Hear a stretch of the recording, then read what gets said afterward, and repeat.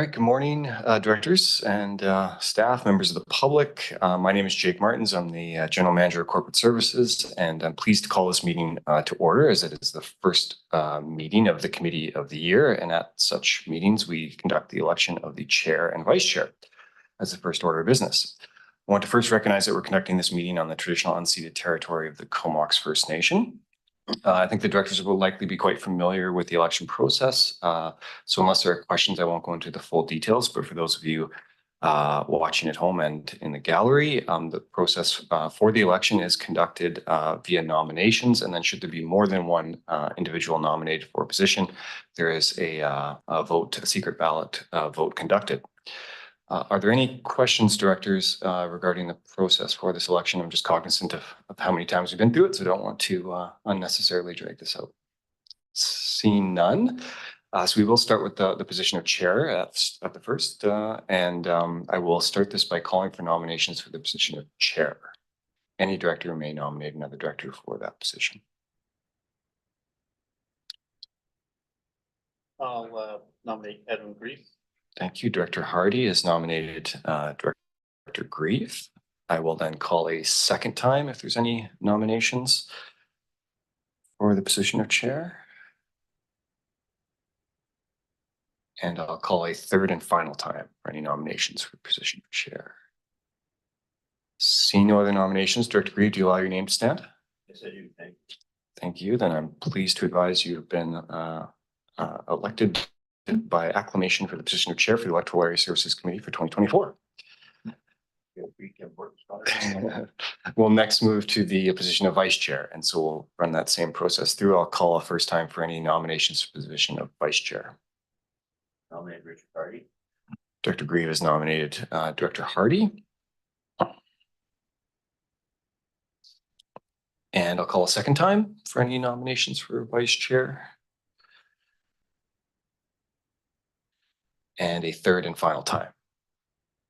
And seeing no other nominations, Director Hardy, do you allow your name to stand for vice chair? He is confirmed in the affirmative. And with that, I'm pleased to announce you as vice chair for 2024. Unless there's any other questions, there's no ballots to destroy. So thank you for your cooperation, directors. And I'll now turn it over to Chair Grieve to preside over the meeting.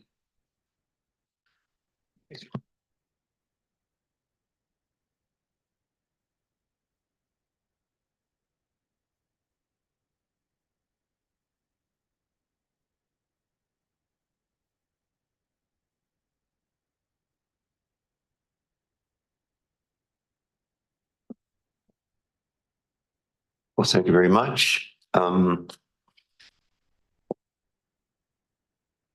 would like to say that it's a great pleasure serving with the other two electoral area directors.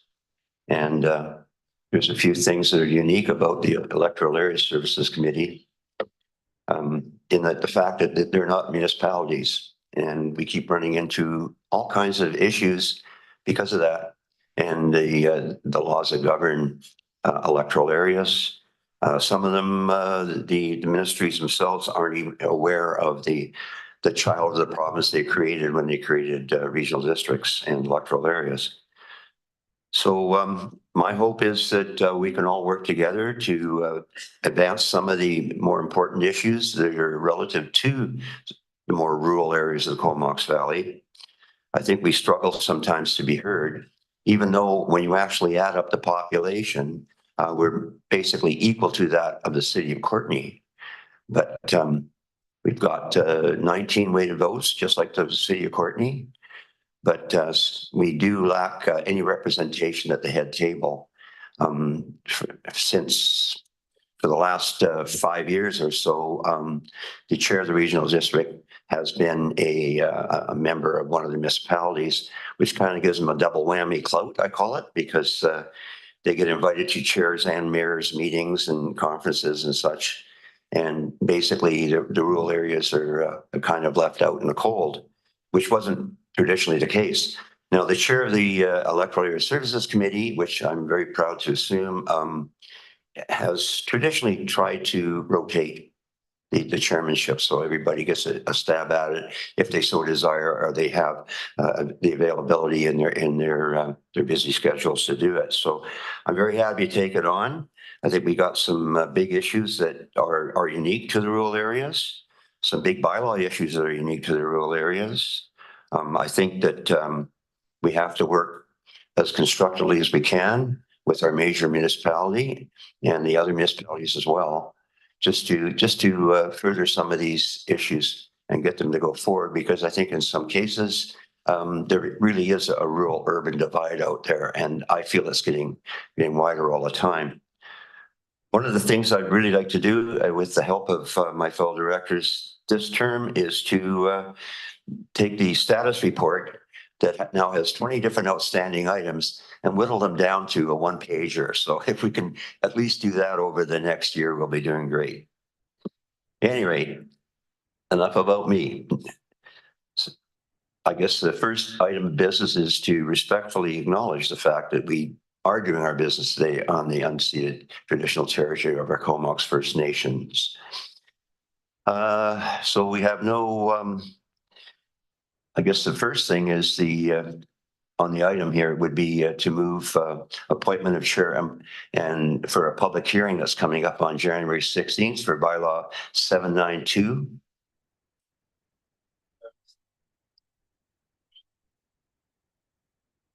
It will move that forward. So we need somebody to step forward, or for two people to step back on the chair position for this public hearing. Anybody want to take it on? Well, it is Area C, I guess, isn't it? So, oh, sorry, got too many computers here. There you go. Yeah, I'll nominate Chair Grieve and Vice Chair Hardy as first and second for the public hearing on January 16th. Director Hardy seconds it? Yeah. Okay. So we have a chair and a vice chair for the public hearing. Moved and seconded. Any further discussion? Seeing none, call the question. All in favor? And that carries. Thank you very much. Resolution status report, the aforementioned one with 20 items on it outstanding going back to 2019. If we could move that, please. Moved and seconded. Any discussion on it? Seeing none. Anybody opposed? See, that's, I guess, throw a curveball. Then that carries. Now, number 2, electoral area A, application for site-specific floodplain setback 6.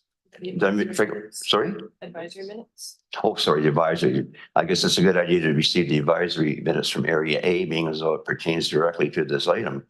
So, motion to move it. Moved and seconded. Any discussion? Seeing none. All in favor? That carries. And now item 2. Move to second on receipt and over to CAO for introductions. Thank you, Mr. Chair, and good morning to the committee. Brian Chow is our planner for long range, and Brian will be introducing the staff report. Brian, over to you.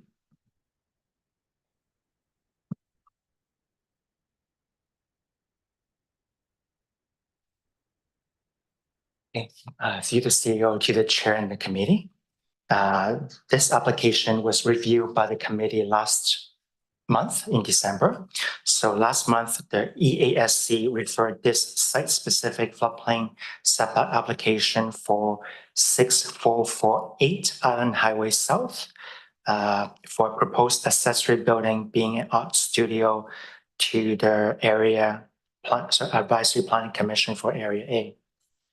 So the APC for Area A reviewed this application, and although there was a motion to support the application, it was not approved due to a tie vote. While not endorsed, the APC identified the following considerations, which are on page 2 of the staff report. The reasons to support the floodplain application included that the preferred location, which was already clear, avoids disturbance of archaeological matters and trees. The engineers did sign off on the preferred location at 15 meters from the Strait of Georgia, and they confirmed that the land is safe for the intended use. And the proposed art studio is only made habitable by the floodplain bylaw for the fact of having a hot water tank. And finally, the reason to support this application was that CVRD has tools to prevent future changes or development for this building and other buildings on the property. For the reasons to not support this floodplain exemption is that floodplain application, I should say, is that this approval would set a precedent for future applications, and that the applicants have other options such as relocating the building or not having the hot water tank in the building in order to make it non-habitable. Appendix A of the staff report included a last copy of the staff report, which detailed staff's recommendations for not supporting the floodplain application for the proposed setback of 15 meters from the Strait of Georgia. The agent of the application, John Gower, is in attendance representing the applicant, and he's available to answer any questions the directors may have, Mr. Chair. Would the agent like to step forward and make some comment? Yeah, just up to the podium there and press the little button.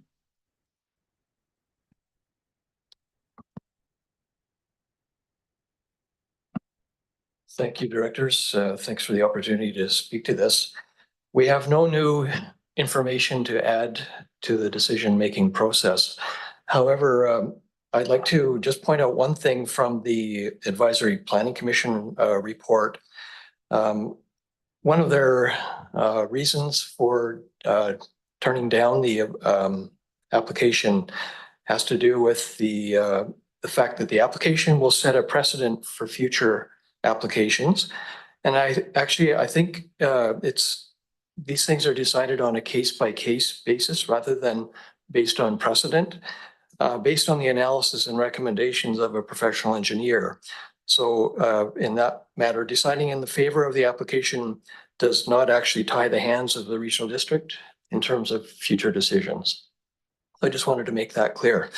As I say, I don't have any new information. However, I have a letter from the owner of the property, Russ Hebblethwaite, that he'd asked me to read on his behalf, if I can do that.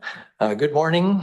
The preferred location is an existing natural clearing with beautiful views down Baines Sound, an ideal setting for an art studio for my wife, who has been painting West Coast scenes since before we moved here in 2001.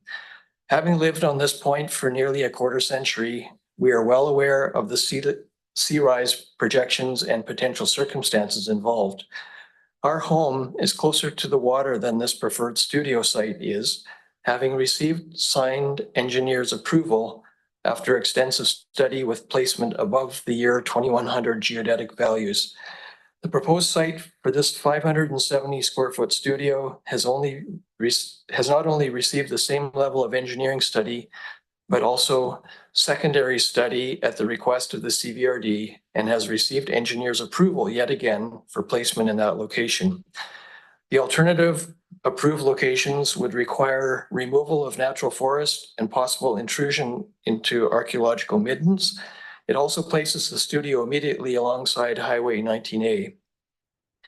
It is the option of a hot water tank in this small studio that has caused all the extra time, expense, and discussion for both CVRD and ourselves. We think we'd all agree that the removal of trees and the disturbing of middens to accommodate a hot water tank while a cleared location for the studio exists is not an acceptable option. Therefore, I hereby respectfully request that approval be given for construction of the studio in the existing cleared and preferred location. Should the board choose to allow a hot water tank, it would be appreciated. Thank you for your consideration, Russ Hebblethwaite. So any questions from directors? Director Arbor? Yeah, thanks. And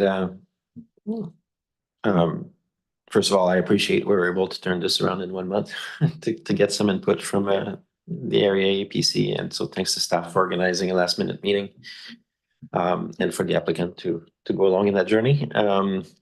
Yeah, it's interesting that the APC came back with a kind of a 50-50 vote, because I was sitting at 50-50 myself in my own mind at last time we discussed this one. I will have a question, but I will say, you know, I think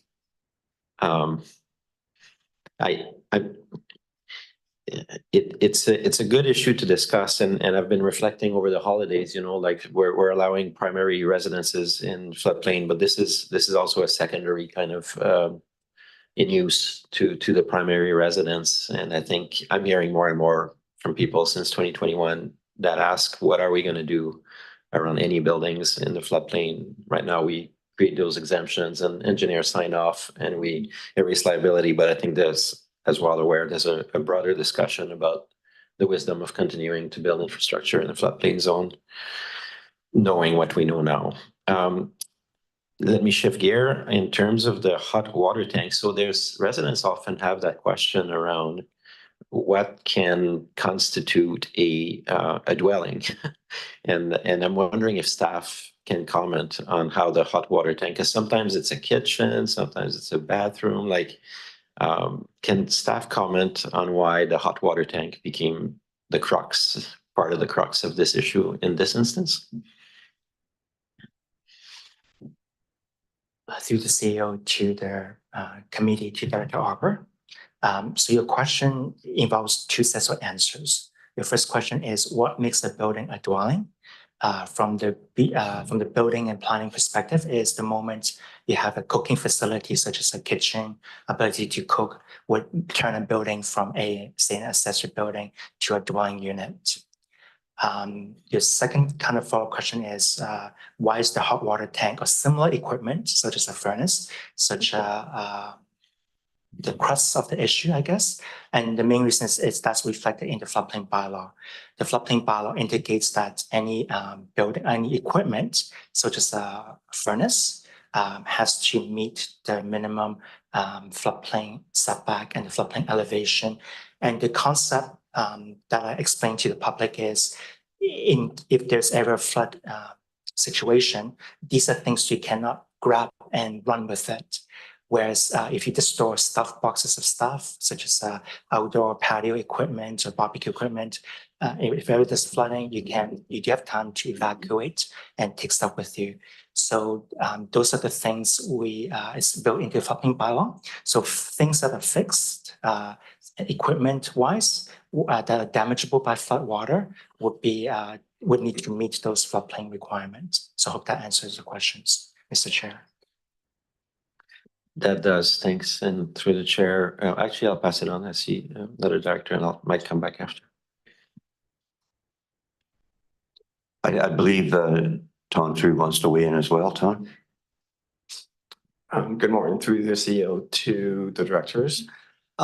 Just to follow up on Brian's conversation there, this floodplain bylaw that we're talking about, it is on our plan to review the bylaw. And one of their stars for this bylaw review is the mechanical device. Staff will be looking into that to see if there is any rationale to keep this as one of our concerns or remove it. So staff is planning to report back to the committee in 2024 with some options moving forward with the floodplain bylaw. Thank you very much. Director Hardy. Yeah, thanks. A question for our friend at the podium in regards to the hot water tank. Is there a real need to have a hot water tank? The hot water tank is not absolutely necessary for the function of a studio. It's a nice to have rather than a necessity.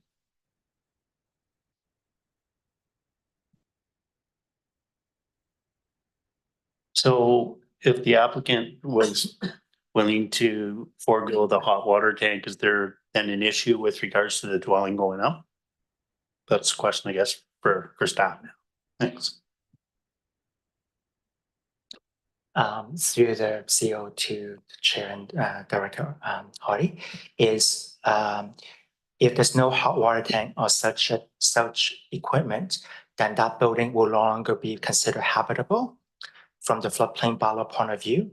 so that it defaults to a building where you just simply store stuff, and you no longer have to, the way structure no longer have to consider the sea level rise and the floodplain implications of meeting the 50-meter, the setback that the engineer prescribed, as well as the minimum flood construction level the engineer prescribed.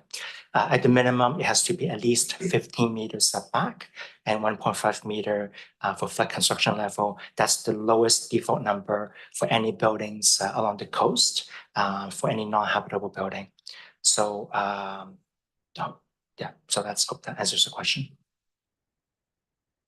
And Director Arbour again. Yeah, thanks, Chair. So now there's a new element, which is Don's comments that we may see something back around the bylaw itself and mechanical infrastructure.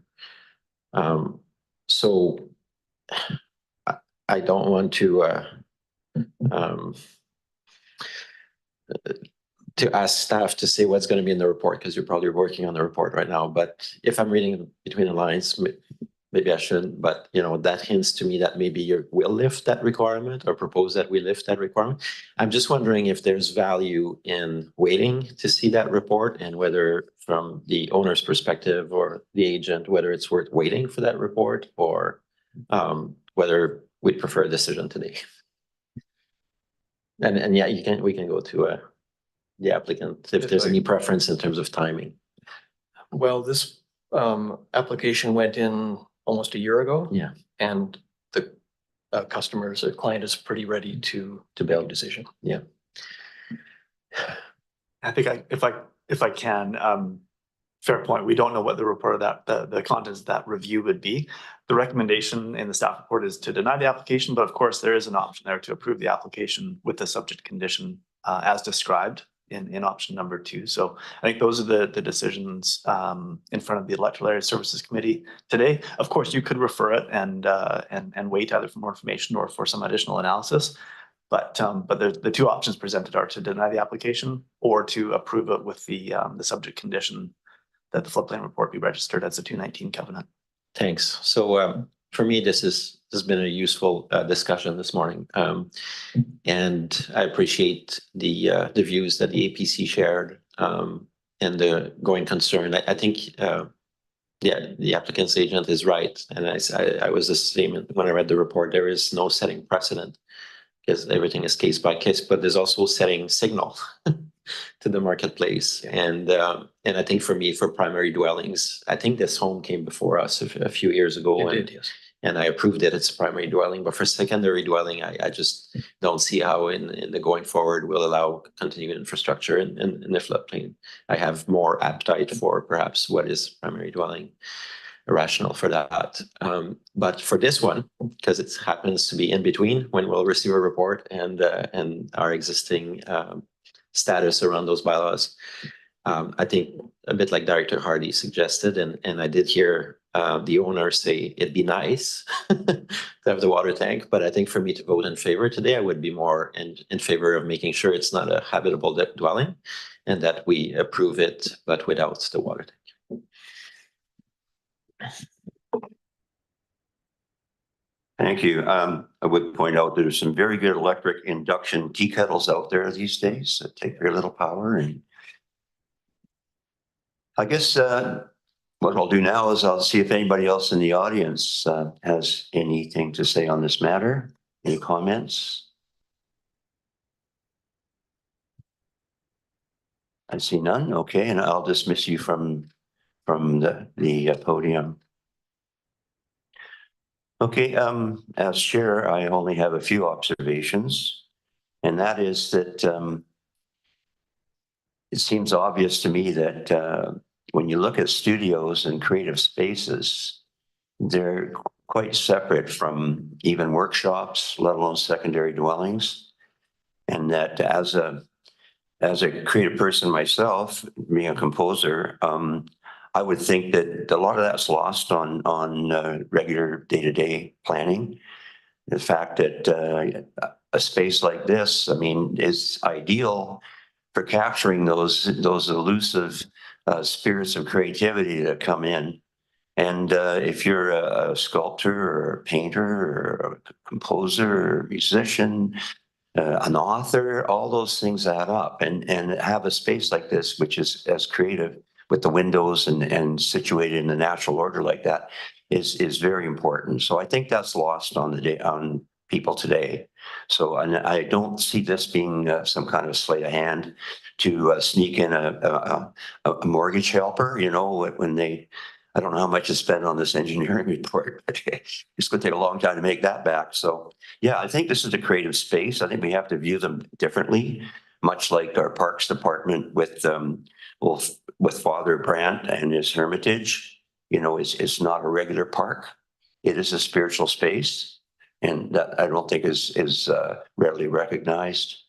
I think we have to view these things on a different, a little bit different hemisphere, on the other hemisphere, or a brain, perhaps. So I see no other lights. I'm going to call the questions on receipt. All in favor?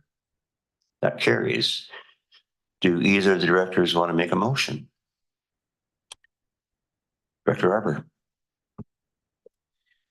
Yeah, thanks. I guess I'd like to go with option 2, but based on staff, if we want to add a stipulation around that hot water tank, that it's not going to be part of it. I don't think that's currently captured by the option 2. Is that right?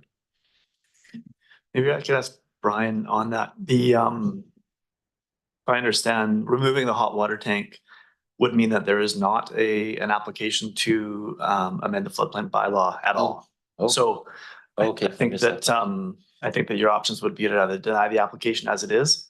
Okay. And then if the owner wants to proceed with a structure that doesn't have a hot water tank, that would be entirely within their ability. Or you approve the recommendation, approve the application as described on the screen there. Thank you for that clarification. I thought we had tripped other things in the bylaw. So so basically, they could start building tomorrow based on, without that, like it wouldn't need to come back to this committee. I mean, they would need to go through maybe the building permit. Can you explain what the process would be if it was denied? Yeah, Tom, can you cover that? Thank you, Mr. Chair, to Director Arbor. Yeah, so if the board decides to deny this application, the applicant will then have to agree to not having this mechanical device, which is a hot water tank.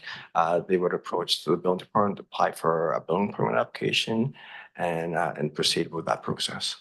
Good. So so there's no moving backwards on their end. They could still move forward. It's not like they've already have a building permit application in play right now or anything like that. Thanks, Director Arbor. I believe that there's no building permit application that has been submitted. Their applicant has been waiting for the board to decide how this matter is going to be resolved. Okay, well, in that case, if there's no need to look at option 2, I would just simply vote to deny the application with the understanding that they'll likely proceed with a building that doesn't include that feature. Seconder? Yeah, I'll second that. Okay. I'm sure to any reasonable person observing the proceedings here, they think a hot water tank? But hey, this is government, folks. Can I comment on it? Certainly. Yeah, thanks. I have the same thought that runs through my mind, but to the public that says that, I think we're all aware of the number of non-compliance in secondary units and dwellings in the areas. And for me, the only way that you talked earlier about the powers of rural areas, the only way we can enforce is usually through complaints. The other way is through trying to ensure that at the start it's not an occupable dwelling. That is that new structure that goes on a property. And I know it sounds a little bit silly to come down to a hot water tank. Brian talked about a kitchen, but we need some kind of baseline so that if we ever return, say that the property changed ownership, and we discovered that it's now become a secondary dwelling, and that they've added a water tank and a kitchen, then we had that baseline as local government. We did our diligence to make sure that that building was not a secondary dwelling. So Yeah, it's a bit of mumbo jumbo in some sense, but in another, I think we need to have a bar, otherwise it'd just be the Wild West. Thanks. So do we have the motion on the screen at all? The recommendation? Okay. One more? Director? Thanks. So again, all this revolves around a hot water tank and whether or not a hot water tank can go into the facility. So based upon my understanding is that the infrastructure can go up if there's no hot water tank in it. There's no need for a permit or anything else. And for that reason, I'll go with option one. Thanks.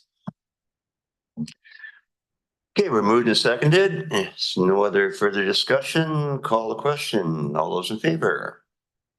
That carries. All right, so now we have the number 3 electoral area C development variance permit. It's 8838 Old Road for receipt. We have a second on receipt and over to staff for introductions. Thank you, Mr. Chair. Stephanie Pollock, our planner, will be introducing the staff report and the applicant and able to take any questions from the committee. Welcome. Thank you. Through the CAO to the chair and committee members, this is a development variance permit to reduce the required rear yard setback for a proposed accessory building from 7.5 meters to 4.5 meters to the foundation and from 5.5 meters to 3.89 meters for the eaves on the building. The subject property is approximately 2.7 hectares or 6.6 acres in size, is zoned Country Residential 1 and is designated as being within a settlement node. This building has not yet been constructed. A building permit was issued to construct this accessory building in 2022 and was proposed to be sited in conformity to the setbacks identified in the zoning bylaw. This building permit remains active today. And a previous development variance permit was approved for the same proposed building to increase the building height from 7 meters to 7.6 meters.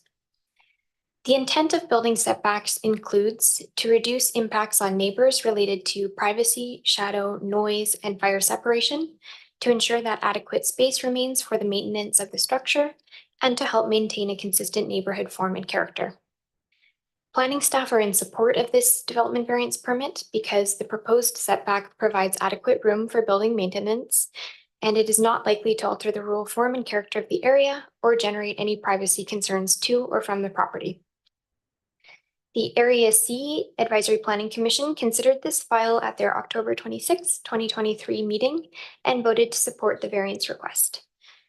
All properties within 50 meters of the subject parcel have been notified via mail of the variance request, and no comments have been received to date. Any comments received will be attached to the board agenda.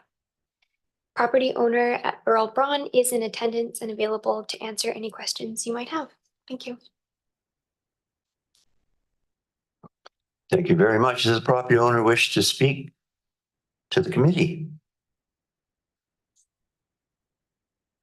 Do we have questions for the property owner or just for staff? Director Arbor? Yeah, no questions. Just a comment that it's good. I think it said the APC also unanimously favored it, and I don't see any issues, so I'll be voting in favor. Thanks. Thank you. Okay, any other questions from directors, comments, therefore? So on the receipt of the report, all those in favor? Carries. Do we have any no addendums, no comments from adjacent property owners? Okay, so we don't need that. So I guess we can just move the recommendation, correct? And just make sure there's no one in the gallery that's here to comment. Anybody in the gallery have comments on this matter? I asked for the first time. Second, third time. Looks like there isn't any, so we're good. Okay, so perhaps the recommendation, somebody want to move it? So moved and seconded. Any discussion on the recommendation? Seeing none. Anyone opposed? And that carries. Thank you. Number 4, electoral area A, proposed zoning bylaw amendment, 3960 Minto Road, the Roy Creek Farm Limited. Report here for receipt. Move the second on receipt. Thank you, and over to staff. Thank you, Mr. Chair. Senior Planner Jody McLean is here to introduce the staff report and take any questions. Jody. Hello, thank you. Through the CEO to the directors. So this committee reviewed this application back in September. To refresh your memory, the proposal is to utilize some existing farm buildings on a lot in Royston area for cannabis cultivation. As the zoning bylaw prohibits cannabis production in all zones, this zoning amendment, site-specific, is necessary. The committee opted to proceed and sent referrals to the external agencies. Of note on the responses, both the school district and the city of Courtenay expressed concerns over odor impacting their areas. The Royston School is approximately 2 kilometers to the east, while the city of Courtenay boundaries directly abut the subject property to the north. So the most effective means of addressing odor is at the source with adequate ventilation and filtration in the building itself. And this filtration and ventilation is a requirement of the federal cannabis regulations, and odor complaints on legal and licensed commercial facilities such as this can be directed to Health Canada for investigation. Similarly, cannabis cultivation is a farm use, and so complaints can be directed to the Farm Industry Review Board if improper farm practices are being utilized, resulting in the odor. The regional district can address odor through its zoning powers of separating uses, either prohibiting the offending use in the area of sensitive receptors or through on-site setbacks, or through limiting the density or the intensity of the use, or by including landscaping and buffering regulations. So for example, the zoning bylaw for intensive agriculture, it places 30-meter setbacks from lot lines and from water courses. Other local governments, they require a minimum 200-meter setback specifically for cannabis from sensitive receptors such as residential areas and schools. Let's see, so and also on the city of Courtenay, on their side, they can implement farmland protection measures such as landscaping and buffering when there's development along that ALR boundary. The draft bylaw you have in front of you, Appendix B of your package, would allow for cannabis cultivation in these buildings as proposed, limiting the density to no more than 200 square meters of indoor growing surface area, and apply the setback measures of 200 meters from residential zone lots and 30 meters from any lot line or water course. So the existing farm buildings in question are about 40 meters from the closest border on the north side. The closest dwelling is actually a farmhouse on the same lot, on the same subject property. It's about 130 meters away from this farm building. And the nearest existing dwelling, which is actually in the city of Courtenay side, is about 300 meters away. So otherwise, Mr. Chair, the Agricultural Advisory Planning Commission and the Area A Advisory Planning Commission both were supportive of the proposal, and other agencies noted no objections. If this bylaw is given first and second reading here, the next step would be a public hearing stage with notifications mailed to all lots within 500 meters of this particular parcel. Mr. Chair, thanks. Thank you very much. Questions, Director Arbor? Yeah, thanks. It's good to see this one move forward. I'm not too surprised around, and I'm glad that we sent the referral, obviously, to the city of Courtenay and school district. And I think for the applicant's perspective, if we vote to move to public hearing, I think at the public hearing, I'm sure there will be questions about odor. Like for me, it's if I look at even the facility that's located near the airport, I forget the name of it, but there never seems to be any odor problems there, and it's located surrounded by dwellings. And so I think it'll be an opportunity to describe both the nature of how these facilities are operated, and also, as you say, the federal regulations that can kick into gear.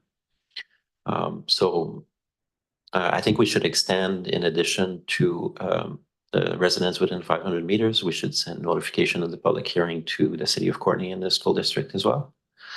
And hopefully, from a city of Courtenay perspective, if I was going to get pull out my jokes, but you know, I guess I'm 10 years later to show up at their public hearing for the ridge development to begin with, and their incursion into agricultural lands.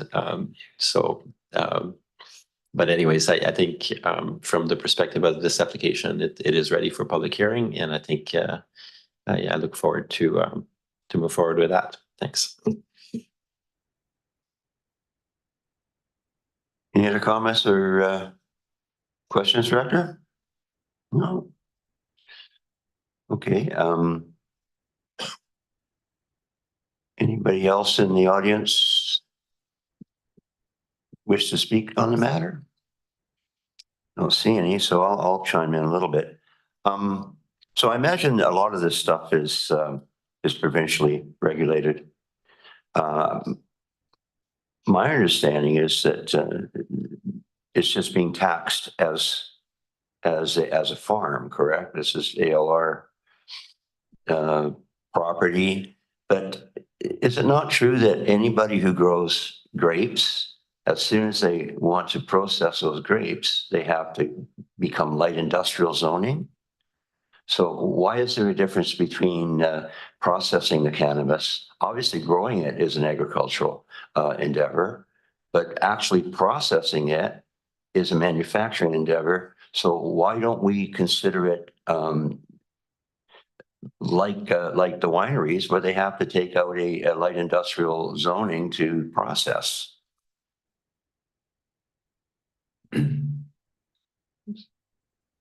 Yeah, so it's a couple different levels of government involved in this, basically all three levels. Overall, it's more federally regulated. They're the ones who are granting the license in question here. On the provincial side, the ALR allows for this as a farm use. So this is not like a non-farm, like it's not a non-farm use application that they allow for this. And for the processing, they're only able to process what they grow directly on the lot. So they're not importing any other grapes, farm products of any kind. Yeah, also, so they're not asking for a processing license either. So that's actually a separate, different license through the federal government. They're just asking for a cultivation. So the amount of processing they do is limited to just the clippings and drawings and then packaging and then shipping it out. It's not, they're not converting it to different products. So in other words, no tinctures, no oils, just raw product, but cut and chop and bag, or whatever they call it. Chop and wrap, cut and bag. Okay, that's interesting, because my understanding was RDN actually made Tilray take out 2 licenses when they had their operation going on in Cedar there. They had to get a light industrial for their processing. So are their bylaws different, or has the landscape changed provincially on this?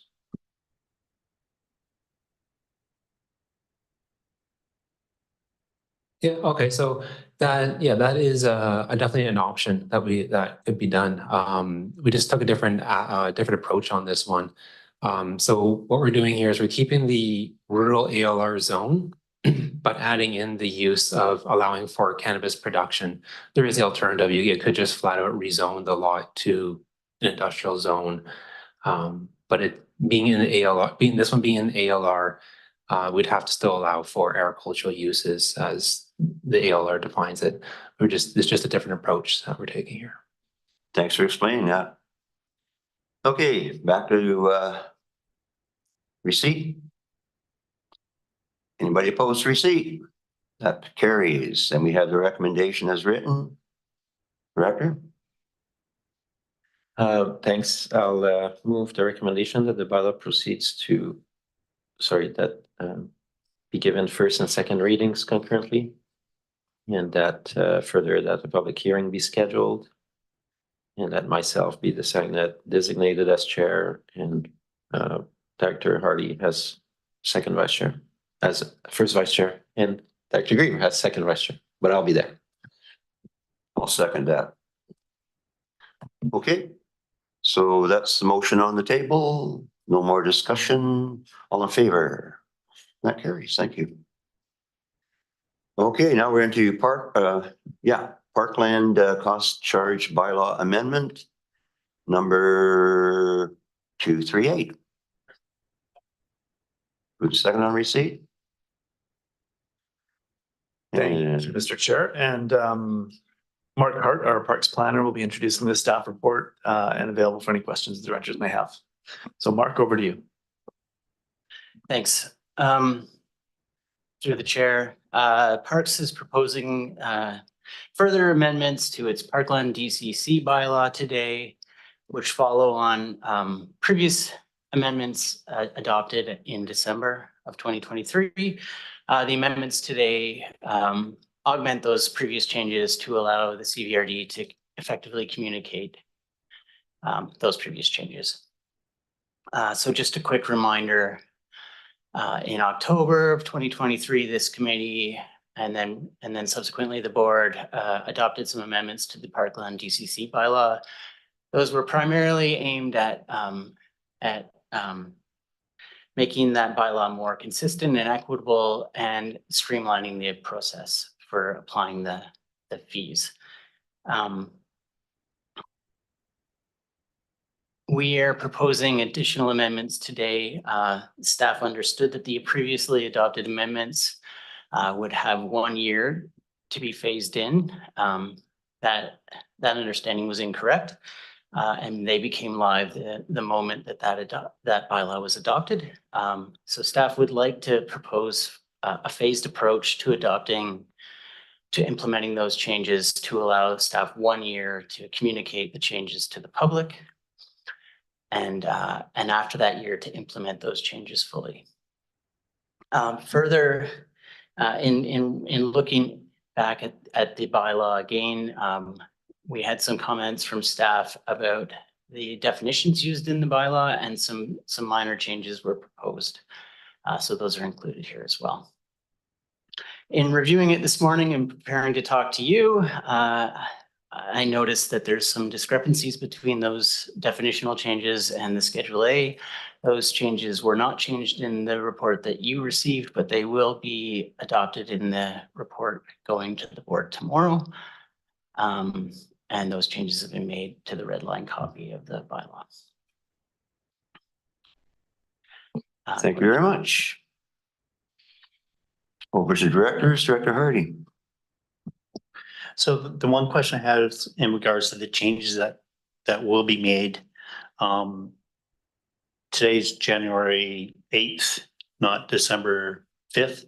So are we still required to have a 1 year period, or is 11 months okay? Yeah, that's a great question. Thank you. We can do it whenever we like. We thought that a year would be more than sufficient to communicate these changes. Of course, there are some unknowns. Whether or not this committee or the board tomorrow adopts the bylaw is a big one. Another one would be the province's support. We've been working with the province to smooth the path towards this, and they've committed to processing this as quickly as they can. So in any case, we won't have 1 year. So for clarification, Chair, I'm wondering, are we required to have a year? Or are we just giving the general public that courtesy of a year? Thanks. Mr. Chair, there's no legislative requirement on this amendment to the Parks DCC bylaw. The 1 year, the December 5th, 2024 would be a year since this since the bylaw was amended back last year. And so it's giving that 12 months from that time. If the committee supports the recommendation here today, then this will provide the better part of a year to be able to communicate with the public about the application of these rates. Further? Yeah, I was just worried that again, if we're making some changes today, that if we haven't provided a year to the public, then we'd be running into some troubles down the road. But if I'm understanding you correctly, there is no legislation stating that it's required to be a year. We're just giving courtesy. Thanks. Okay, got that cleared up. Any further discussion, questions, comments, revelations? None at this point. On receipt, call the question. All in favor? That carries. And recommendation. So moved and seconded. On the recommendation, any further discussion? All in favor? And that carries as well. Thank you very much. Royston Water Local Service Area Water Supply Agreement, a report from January 3rd for receipt.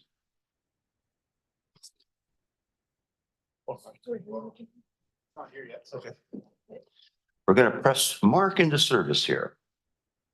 Great, thanks, Mr. Chair. So Mark Rutten, our General Manager of Engineering Services, will introduce the staff report on the Royston Water Local Service Area. Mark, over to you. Yeah, thank you through the CAO and through the chair. I think Zoe might join me partway through this. So if she does, that's great. But if not, hopefully I'll be able to answer any questions that you have. So this staff report introduces an update to the agreement we have with the Village of Cumberland for the supply of water to the Royston Water Local Service Area.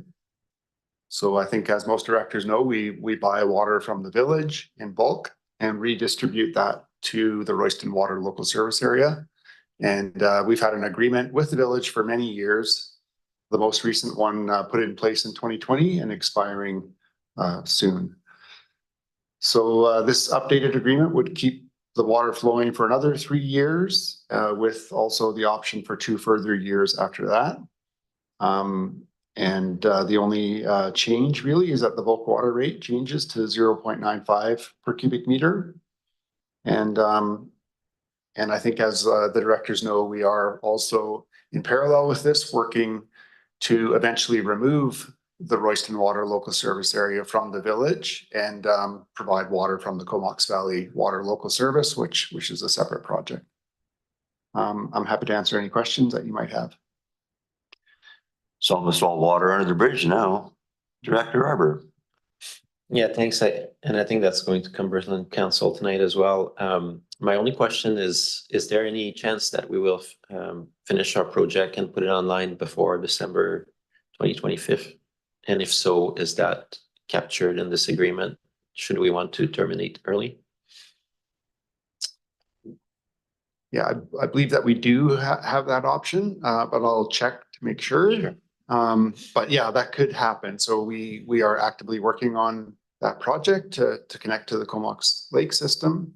And that could definitely occur, if not within this 3 years, definitely within the 2 extended years that are optioned under this agreement.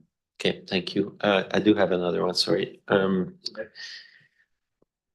terms of the other project, maybe I partially lost the plot somewhere, but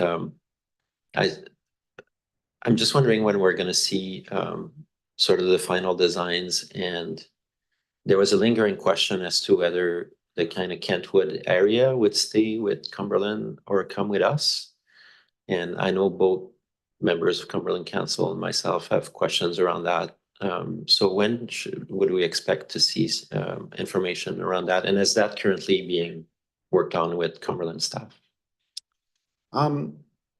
So in terms of timing, I think later in 2024, like quite late, maybe in the fall of 2024, we'd have some more design work to share. Right now, we're scheduling meetings with Comox First Nation to review the partnership agreement. So we're getting that done then with the city of Courtenay. And then following that, additional design work that we can bring back. Right, because am I correct that if we were to keep Kentwood and all that, we may need additional pumps to pump uphill and such? That's right. Yeah, because the reservoir elevation, so we'll be feeding the reservoir that's already in Royston with Comox Valley water. And that reservoir is not high enough to feed Kentwood by gravity, so booster pumps would be required. Yeah, and I think on the Village of Cumberland side, there's questions as to whether it's going to be worth it for them Yeah. to maintain that and the cost who would bear those costs going forward. Right. Yeah, so that definitely does need to be worked out and Yeah. would form part of that. So by the end of this year. Yes. Awesome, thank you. They could always take it into the village. Just, sorry. Any more discussion on this one? I think we're pretty well there. So on receipt, all those in favor? That carries. And recommendation? Move the recommendation.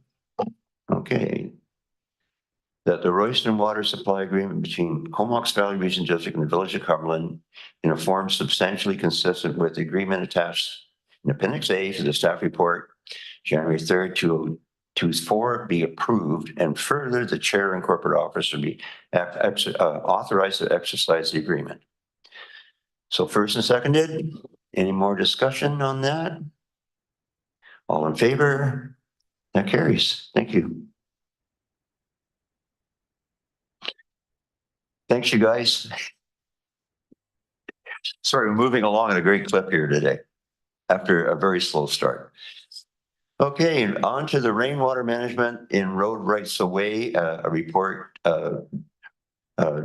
regarding a resolution requesting changes to rainwater management with public road rights of way for submission to the 2024 Association of Vancouver Island Coastal Community Convention. Moving second and on receipt. Thanks, Mr. Chair. And Vince Van Tongeren, an environmental analyst, will be introducing this staff report to the committee. So Vince. Good resolution, thanks. Yeah, great. Thanks, James. And through the chair and the CAO.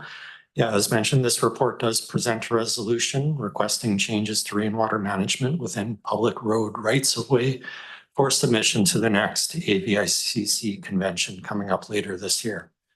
Parties currently involved in rainwater management in the electoral areas include the Ministry of Transportation and Infrastructure, the CBRD, and private property owners. MODI is responsible for the rural road network and associated drainage ditches, as well as subdivision approval. The CBRD, through its land use bylaws, influences rainwater management through rezoning and development permit applications. Private property owners are responsible for managing drainage on their properties and not directing excess stormwater towards roadside ditches. As dwelling densities increase in the CBRD settlement nodes, management of rainwater on site can become more challenging, as was highlighted in the Saratoga Miracle Beach Master Drainage Plan completed back in 2019. To mitigate the impacts of increased density envisioned in this area, the plan anticipated that a blend of private and public rainwater management facilities would be required, potentially including infrastructure such as linear rain gardens within the public road right away. This sort of infrastructure would not be compatible with current MODI standards for roadside drainage ditches. Over the past few years, there have been joint regional district MODI discussions regarding utility servicing in the Union Bay settlement node, exploring challenges with existing ownership and jurisdiction for rainwater, where regional district jurisdiction does not include roads and ditches, and MODI jurisdiction doesn't include private property drainage. With no resolution to these challenges, higher density development in the electoral areas could result in two parallel stormwater management systems, one for road drainage, one for private property drainage. This could bring its own set of challenges with maintenance, liability, asset management, and overall watershed health. Watershed health is a key objective of the province's watershed security strategy under development. Several policy statements in a March 2023 intentions paper relate to enhanced stormwater management practices, and a few of these are listed on page 3 of the staff report. These statements also lend support to requesting changes to rainwater management and public road rights of way. As such, the recommendation in the staff report includes wording of an AVICC resolution requesting these sorts of changes for this committee's consideration. And with that, I'm happy to answer any questions. Thanks, Vince. And Director Hardy has a question. Yeah, thanks. I guess the one question I got is in regards to, I know a lot of discussion over the last year since I've been a part of the CVRD revolves around water storage due to climate change for agricultural purposes, et cetera. Is that something that we need to be considering or looking at in regards to what we're putting forward here? Thanks. Yeah, I don't know that this would speak specifically to water storage, but I guess it could indirectly in such that a rain garden is the purpose of a rain garden as opposed to a ditch. A ditch conveys the rainwater away, whereas the rain garden will facilitate infiltration of some of that water into groundwater, which in and of itself would be a form of storage. So I'm not sure if that directly answers your question, but that's an example I could see of this sort of infrastructure benefiting overall watershed health by promoting storage to groundwater. I would suggest taking on one provincial ministry at a time. Director Arbor. Yeah, yes and no, taking the one ministry at a time. I think the province has indicated really strongly that they want all water issues to move solely to Walrus, the new Ministry of Water, Lands and Resources. And the second thing that comes to mind is I'd like to ask staff, like, what levels of engagement have we had with our provincial counterparts? I remember a really good conversation I had with Nanaimo Councillor Tyler Brown around his thought of trying to reform how we do resolutions at UBCM and AVICC and work much more collaboratively with our provincial counterparts from the get-go. So is this the kind of resolution where if we get it through AVICC and we get it through UBCM, we'll find at the end that the Ministry of Transportation and Walrus have no interest or actually are opposed, as opposed to, is there a way for us to flip that recommendation before we submit it to AVICC to some of the key staff in those ministries and get some early input and suggestion to see how that can flow better through the ministries? I think certainly Vince and Derry, if you want to weigh in on this, I think we do have dialogue with ministry staff from time to time. We're also acutely aware of the deadlines and the requirements from the AVICC and the EBCM for the resolution process that they have. So I think we're trying to balance both approaches there. Vince and Derry, do you have specific dialogue with the ministry staff that seeks to inform this?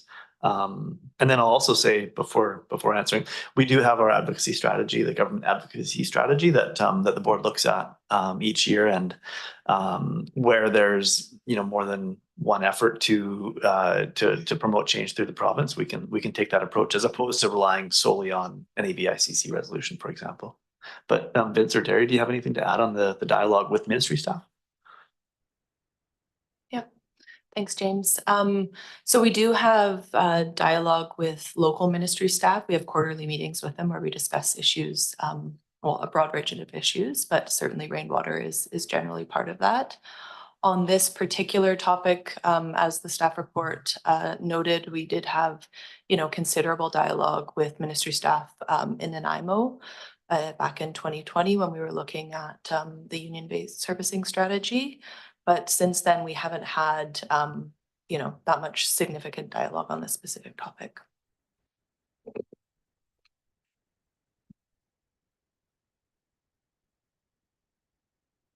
So it's, to speak to Director Arbor's issue, I would think that in some cases, the resolution committee might look at this and decide that it is a UBCM resolution. And because normally they look for something that's either, Vancouver Island or coastal centric, for their resolutions. So obviously this speaks to a great proportion of British Columbia. You know, even though that we get probably on the island and on the coast, we get more of the precipitation than most. But interesting to note that Director Arbor mentioned that he thinks it's all going to be moving towards one ministry anyway. So we're not dealing with the Ministry of Ag and the Ministry of Lands, Forests, or whatever they are this week, and MOTI. So, you know, what you would think the senior government would take a holistic, all-encompassing view of what we're going to do with fresh water in the years to come. So all we're doing, I think, is putting this forward. We'll see what the resolution committee at ABICC have to say about it. And we'll go from there. But I think it's quite well written. It captures what we're trying to do, and it speaks specifically to my area for the Saratoga Beach initiative. But when you talk about infiltration into the groundwater, I mean, some of the soil types are just that's a dream. You know, it's not going to infiltrate by itself. So it's a big issue. But I mean, I think it's really important that we keep it on the burner. So I'm going to be supporting it for sure. Any other comments, statements, rants, raves? Nothing? We're good. So on receipt, all in favor? And the recommendation of bringing forward that resolution as stated? I'm going to move that. Move and seconded. So on that recommendation, do we see any changes that the directors would want to make to it, or is it okay to put up the flagpole? I think we're good. Okay, so I'm going to ask if anybody's opposed. Seeing none, that carries. And on to new business. Thanks very much.